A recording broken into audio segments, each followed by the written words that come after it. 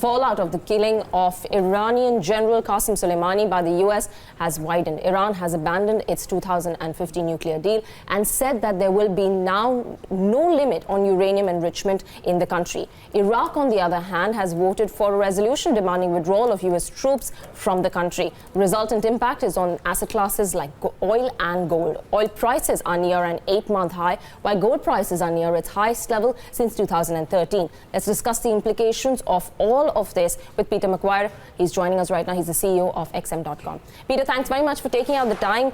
Brent at 70, WTI crude at 64.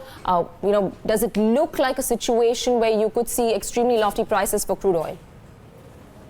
Well, good morning. I would say so. And I feel as though that the number of key frameworks that we need to understand is that, one, if you put your mind back to September when we had the strikes on Saudi, it was a number of days, if not weeks, until we actually knew who the perpetrator was. We already know who the perpetrator is on this, President Trump, and you've got the Iranians. Iraq is now playing a hardball position, and I think that's going to add increased volatility to the market. Is there a likely chance that, as it escalates further, there could be an extreme supply cut from Iran?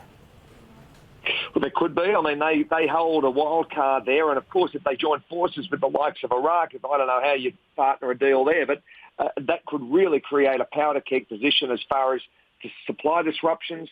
And that really creates the perfect storm as far as price.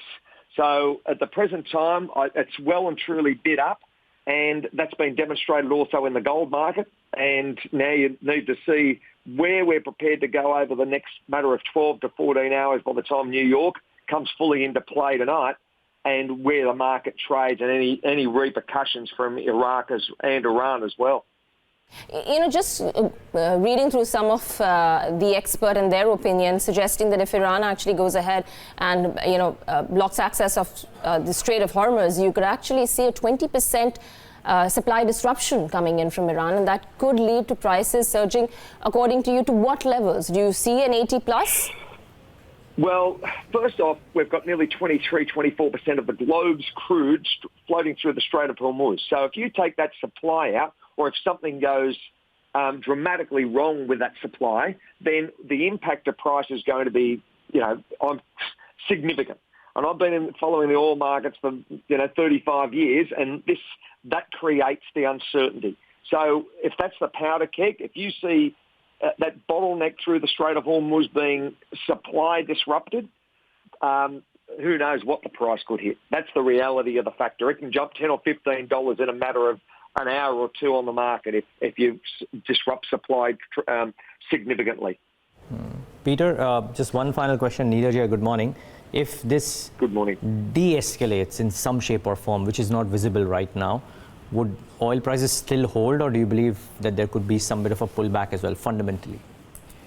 I think there'd be a pullback, but remembering that this is going to be a long drawn-out affair, because Iran's not going to sit on its hands, Niraj, quite simply because they've taken their number 3 man out, and I feel as though there'll be some form of retribution, and they're very vocal in that matter of mindset, and I feel as though you'll see something happen over the next week and a half to 2 weeks as far as the supply disruption. So yeah, I think it's a different framework this time round.